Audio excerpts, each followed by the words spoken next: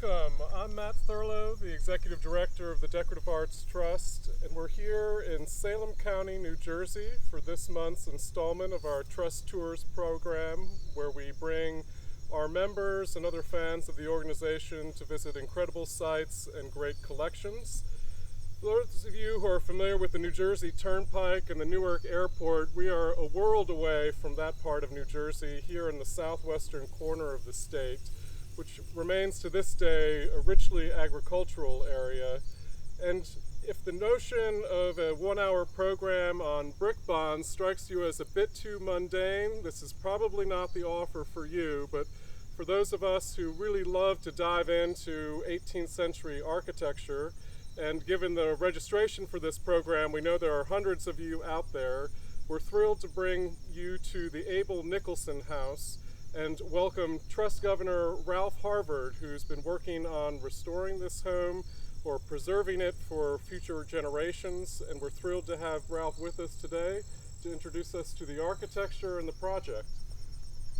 Well, hey, it's great to see everybody. I hope everybody's going to have a good time. We're certainly planning to. But we are in this remote spot in West New Jersey, but we're actually on the water, basically across the Delaware River from Newcastle. Most people in New Jersey don't even know this area exists, which is maybe a good thing. But we are in the middle of a 2,500 acre nature preserve. Their 1,500 acres are totally preserved and going back to nature, which should be a good thing, although there's some phragmite and an invasive thing that's coming up and causing a lot of problems. But we're not going to talk about that. We're going to talk about preservation problems. And this is a great house, which is untouched, famously untouched. And our challenge now is, how do we keep it untouched but maintain it? You know, what do we do to keep this house in its untouched and evocative state? We're 6 feet away, so I'm going to take down the mask. But this is a fantastic house, unchanged on the 1722 part. It was built in 1722 by Quakers. And then there's a wing, a 5-room wing that was added in 1839. Abel Nicholson came over here in 1675 with his father and John Fenwick. And they established the earliest Quaker meeting house in New Jersey and one of the earliest Quaker settlements in America. And they were famed for that. They were well known all around. William Penn and Nicholson were buddies. This was the father, Samuel. But young son, Abel, grew up and built this house in 1722, adjacent to his father's older house, which was underneath that wing. Now we're going to walk up a little closer. This has got superior brickwork. This area of New Jersey is well known for its patterned brickwork. Patterned brickwork is when they take glazed headers, these shiny headers, they're actually the bricks that are closest to the fire. And when you cast bricks, when you put bricks in a mold, you put sand so that they're easily removed, and the sand actually will vitrify or turn to glass when these bricks are the closest to the fire. It does require hardwood fire. You need oak. You can't do this with pine. And it sort of dies out by the 1750s and 60s. But the 20s and 30s and 40s are just the dream time for glazed header brickwork, we call it. Some call it vitrified brickwork. And here the brick masons who were, it was John Mason, well-named John Mason, and William Petty, really did the full Monty on this house. Whoop. You can see the glory of the house really is this brick end that has a series of 40 diamonds, and the date in bold, this bold date at the top, 1722. And Quakers, you get this feeling of Quakers that they're very plain. Well, no, they weren't plain. They liked well-built buildings, and they were proud of craftsmanship. So, this was showy. When this house was built, it was probably the largest house in this area, and there was no phragmite around us. It was flat fields, all farmed. So you could see this house, especially in the sunset and sunrise, for miles. I mean, it stood like a beacon, and it was a mansion in the period. If you look up, there were 2 little closets that had been filled in. You might be able to see that.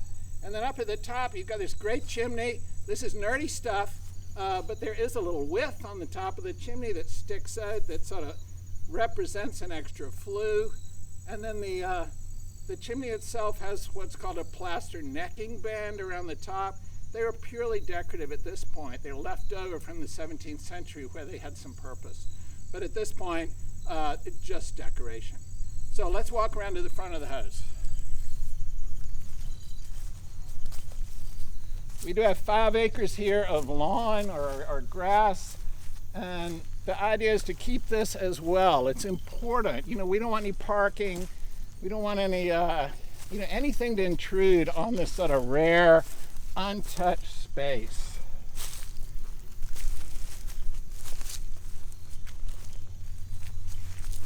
The favorite layout here in New Jersey is a door with a pair of windows on either side. And you can see they liked it so much here that they duplicated it in the wing. Now we did have an unfortunate incident. Fire struck this great early linden tree. The linden tree was probably 150 years old. Lightning struck it 3 months ago, and some flames came down and actually caught a little deck on fire in front of the wing. Now the firemen and the policemen love to come down here. They know this house well in the area. Everybody reveres this house. So they were here in seconds and fortunately put the fire out. We did lose a window and a door, but 20 minutes later we'd have lost the whole house. So we were incredibly lucky. There is a fire alarm and alarm system, but we are sitting out in the middle of nowhere. So it's also a little trick for preservation. How do you protect a house that's in the middle of nowhere like this? Anybody could stumble down. There is a locked gate, but that's another problem. What do you do with this house? The water is rising.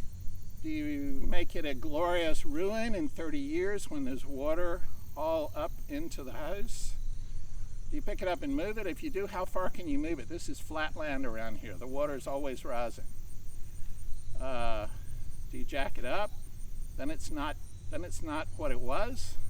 There are many problems, and our philosophy is to not do too much, not put too much money in it even, because its future is really in doubt. So, but we're hoping it'll have a rosy future. Now you can see there have been some alterations on the outside. The house was revered from the earliest days and almost worshipped. But in 1838, in 1839, they did add this wing on the far side. And when they did, they changed all the windows and doors and cornices on the house. There was originally a pent roof going across that you can see. The floor joists actually projected and supported that little hip pent roof. And as you can see, I hope that the water table hops up over that window, and I love that arch. Anytime you have an arch in architecture, it adds movement to the house. So those arches over the basement window, to me, are extremely beautiful, and they've got the glazed headers popped into the top for decoration. And the water table hops over those windows, and then it hops up again next to the door, and we'll see why when we get just a teeny bit closer.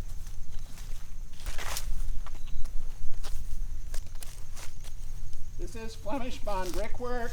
I hope most of y'all know Flemish bond. It's a header and a stretcher and a header and a stretcher, so it's like a checkerboard pattern.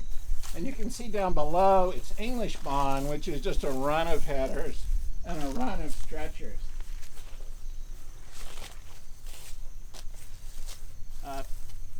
So here's the water table, and it jumps up right here. And I hope you can see, if you look closely, nerds, pay attention. There was a seat right here. And if you look up a little higher, you can see there was a back. This was the back of a bench. This was the seat of a bench. And so the doorway was originally flanked by benches on both the front and the back. And this is typical of the Delaware Valley. You see in the Barnes Britton house, plenty of houses in the Chadds Ford area. But it was wildly impractical because the wood would get wet and get the water into the house, and then they would rot, and never really worked. But for reasons unknown, they kept doing it. This was 1722, and you know, I've seen them from the 1780s. So there was some reason that they did that, which I can't tell you what it was. I don't know if it was a Quaker thing, but we had them on both the front and the back. Now this house originally was only reached by the water. There's a driveway out here or a lane, but it does, it floods at high tide, especially in the spring and fall. I mean, it's almost, the house is sometimes unreachable, which is good. You know, I think that keeps bad people away. These stone steps, these granite steps, are 18th century, whether they're from the first period or this house was remodeled a little bit in the 1780s, they might be from then. They've been relaid, but otherwise they're good.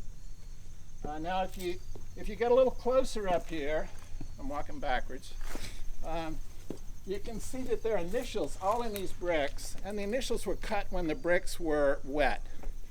And we've got Mary Nicholson in 1722, we've got Abel Nicholson's initials, and then we've also got William Petty, the brick mason, and John Mason, the other mason, the well-named mason. But there are a lot of other initials too, and it seems like they may have been the craftsmen here.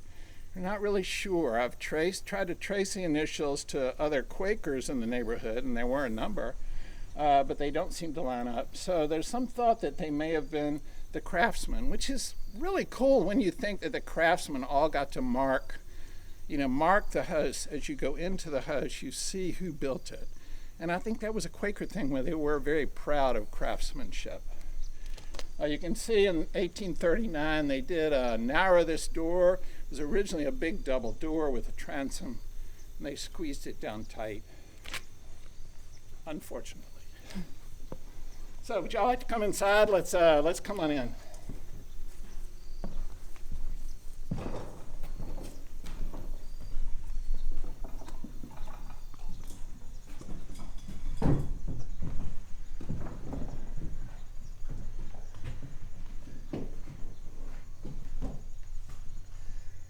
Now, you know, like the brickwork inside, the interior is completely untouched.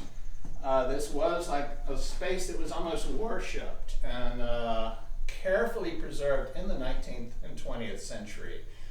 People knew who Samuel Nicholson was, and Abel Nicholson, and they were heroes to local people. So they did keep this intact when they added the addition, and even in the 20th century. Nothing was done here except this terrible brick fill. Like, do I take that brick fill out, or do I leave it here as a preservation thing? The house untouched? It's not quite untouched. I don't know. You know, that's a problem. But you know, this whole wall here was very ceremonial. When you walked in here, you know, this was an important room, and they wanted you to realize that this is something special. This was not a cooking fireplace. There was a kitchen adjacent to this building that was under the 1838 wing. So this was only for impression. You've got the three doors across here. You can see this one was actually built into the wall. So as originally built, this was all red. This door would have disappeared, and this led to the kitchen. So that was an architectural signal. Don't go here. You know, this is for servants. You know, this is a panel door, and this led to a little closet or a cabinet that would display silver and china and special items. And then we have to talk about this big, beefy Belection mantel. I mean, this is so fantastic. It's just the best of the 1720s and 30s woodwork that you will see, frankly, with this oxblood sort of red paint, Spanish brown paint. The whole room was painted red, all the trim, and the plaster. You can see bits over here. Maybe you don't want to go over there, but yeah, you can see bits of the red paint. It's turned pink, faded over the years. So it was a red room. If we want to nerd out a little more, you can see these walls are only 1 board thick, and they just nailed the boards to the beams up top. We're lucky that the ceiling fell in so that you get to see that aspect of it. Do I fill in these ceilings? Do I restore them and put them back? Or do I leave them exposed like this to show details? it's a challenge that I can't answer yet. And one of the great things about this house is it does have this built-in closet, and this was actually a writing closet or a little office. It's set up with a built-in desk. It was from 1722, and built-in shelves, its own window, and a vent up here, which sadly has been lost. And so it offered ventilation.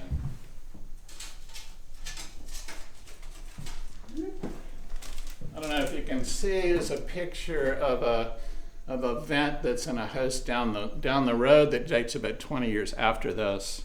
But all these closets in the house had these ventilation grills, and it's something you see in the Delaware Valley.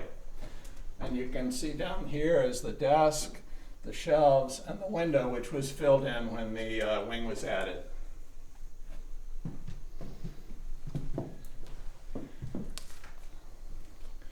Now, in the middle, between the two rooms, is another one of these walls that's only double beaded boards. There are no studs. And again, they were nailed to the beams up top. But a great thing about this is these cutout parts. Now, what did they mean, and why did they do that? It's a Quaker feature. The hearts, we see it over and over in Quaker buildings. Did it signify that this was the bedroom, as some people say? The love going. Well, I don't like anything about that story. But they loved each other, and so they went to the bedroom. I don't go for that. We've got bedrooms upstairs. But I think it could have been this may have been an informal meeting house as first built. There was no meeting house on this side of the river. Abel Nicholson's father used his house as an informal meeting house, and I think this was built as that too. In a meeting, you do need to have, it's all silent, but you can pass notes between the women on one side and the men on the other, and there's always a little secret hole where you can pass the notes. Was this that? I don't really know, but it's cool. And it's neat. So this was the hall, the main impressive room. And over here we've got the parlor. So we can run in here for a second.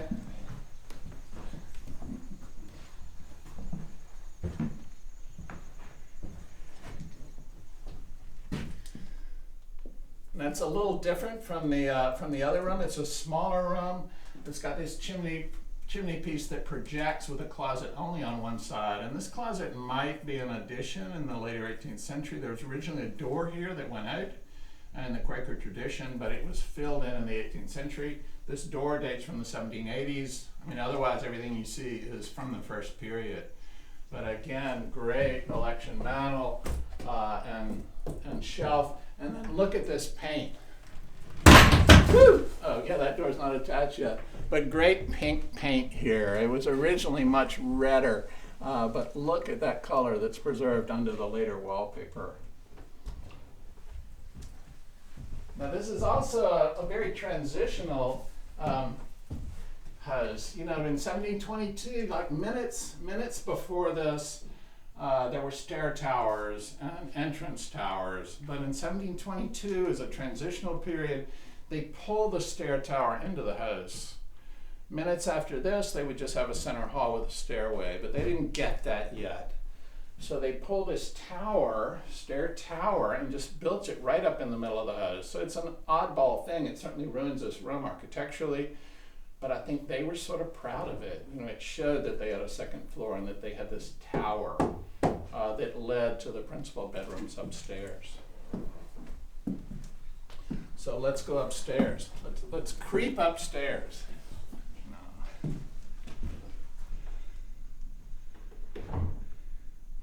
There's lots of wallpaper from the 19th century and 20th century. Do I leave that there or scrape it off? What do I do?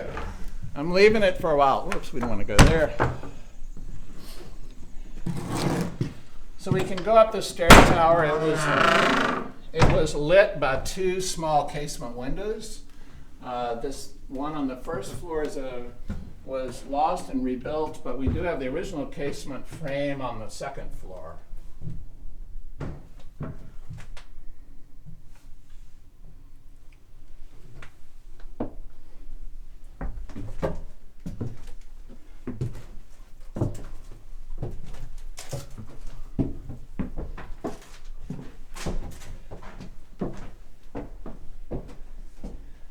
Like the downstairs, these rooms up here untouched.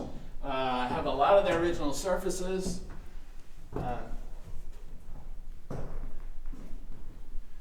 This would be the hall chamber, again with this projecting chimney breast. There was a closet here to the right, and there was a little window there that was filled in early on. But the surfaces here are wonderful. We got a little cement infill, which is not cool, but it looks beautiful, so we're going to leave it alone. Upstairs here was whitewashed rather than painted red. There were bits of red paint on the fireplaces, but everything else seemed to have been whitewashed. And you can look at the stair tower and see remnants of that whitewash.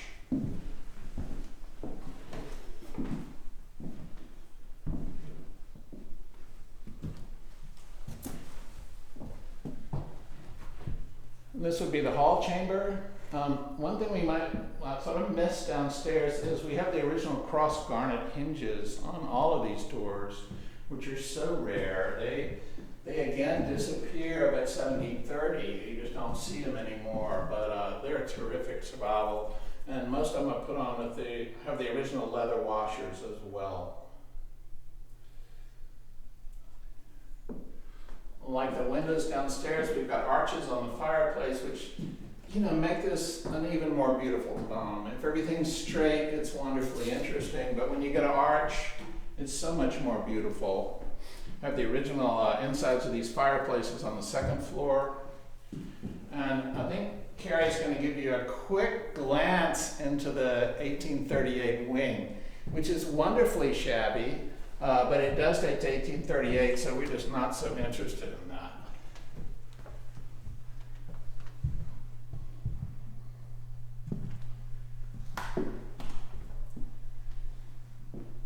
Here we have a pink room and the blue room. But the woodwork was pretty good here for 1838. We do have the original hardware for the most part in this wing as well. And the doors are nicely paneled. They made some effort here.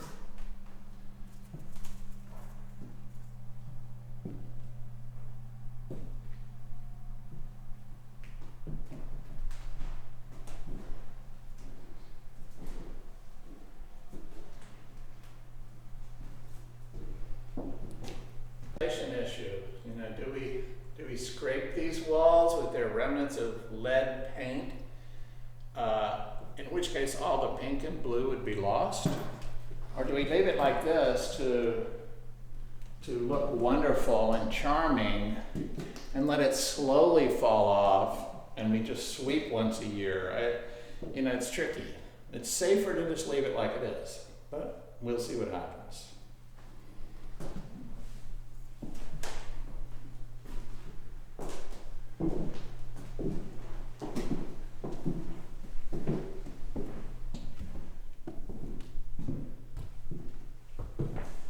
There's another one of those board walls with no support.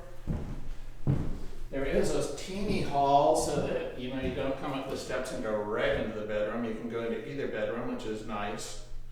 And before we go down, we'll glance here.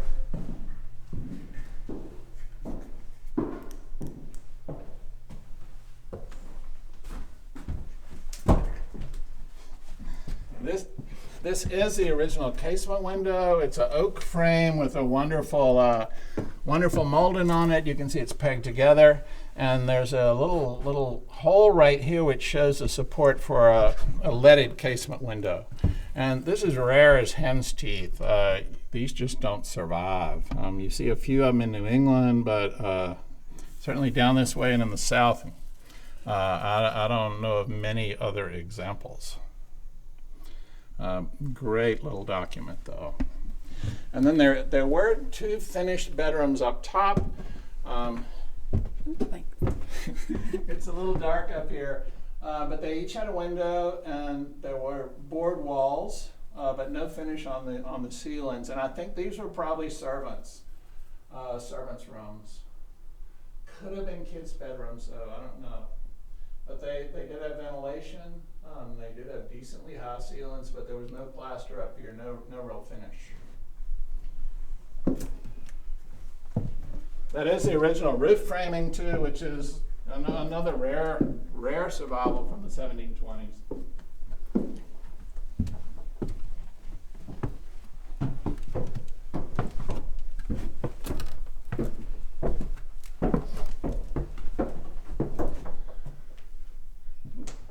Now Carrie's going to try to creep down these stairs, but they are a little treacherous. So if it gets a little jumpy, don't blame her.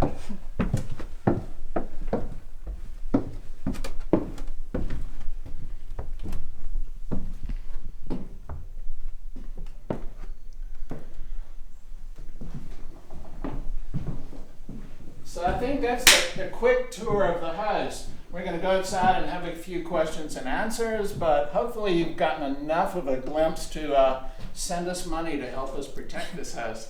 But no, also to enjoy this obscure morsel of early 18th century brickwork, which is just stuck in the middle of nowhere. It is at exit 1 on the turnpike. If you do want to come visit, give me a holler, and happy to come meet you. Thank you.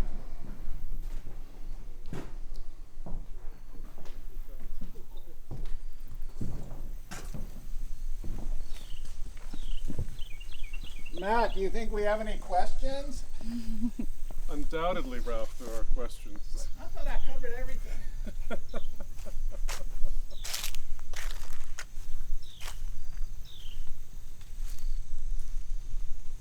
Thank you so much, Ralph, and for all that you're investing into making sure that this house continues to stand proud. Now, I heard you reference a bit about the ongoing work. And could you explain a bit about how the house is owned now? It wasn't a local foundation, and now there's a separate trust that you've established for its future care. There is a foundation, a 501c3 trust. At this point, it's sort of a family foundation, and we're just feeling our way along. I got a full-time job and a family, and I don't really have time to take on a house in New Jersey, but the house was too vulnerable and too wonderful. It was starting to deteriorate a little bit in the past, and somebody needed to step in and take care of it in a gentle way, of which I'm the perfect person. So I'm saddled with it. I'm happy to be saddled with it, but it is a challenge.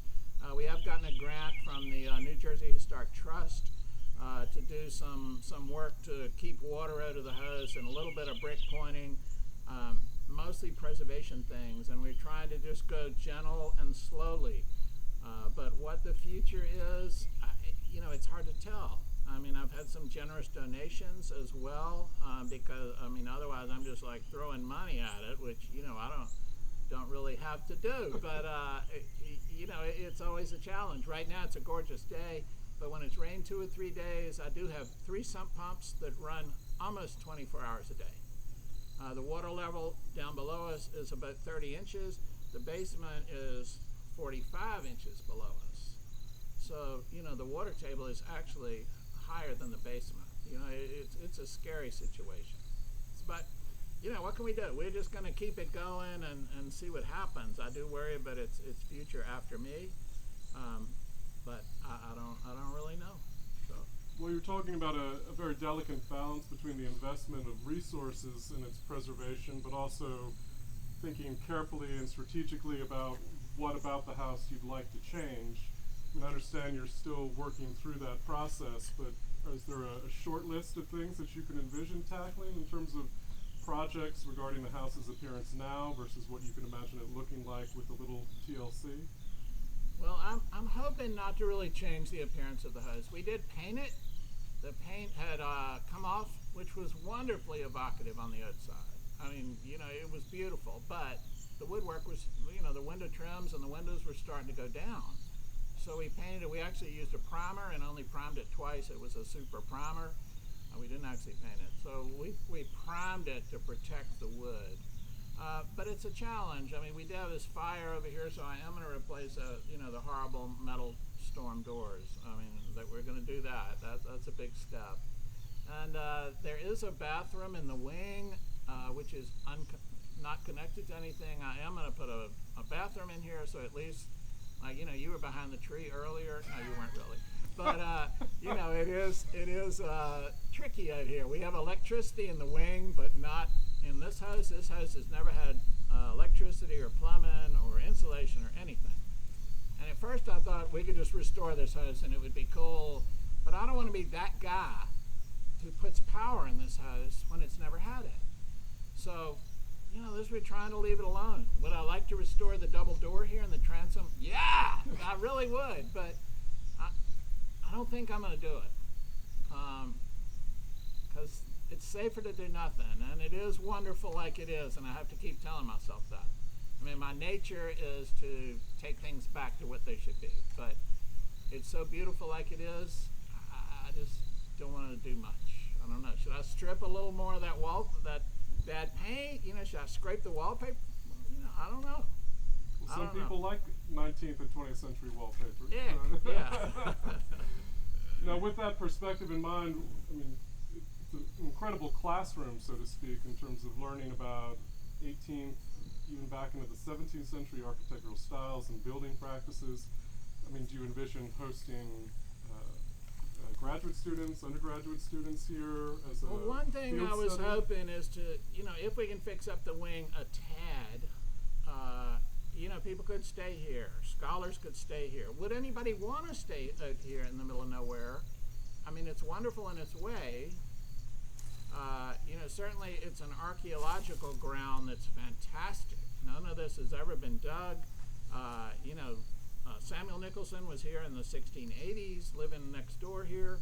So it's a rich archaeological field. I'd love to do archaeology, and we might find evidence of casement windows. I encourage tours and groups to come here, but it is a little tricky. You have to come at low tide. You have to come on a nice day, and I have to be able to drive 2 hours down from New York, to do it. So it's all sort of a challenge. You're saying book ahead? Is that yeah, book ahead. I mean, I am happy and thrilled to share it and show it to anybody who wants to see it. And it is just a couple hours from New York, but it's 30 minutes from Philly.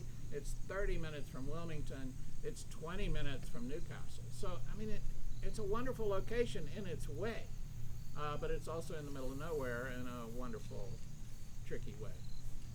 Now, to get back into nerding out about bricks, if you're willing, you mentioned Mason and Petty, the two gentlemen who collaborated as the brick maker and the brick layer on this project. Right.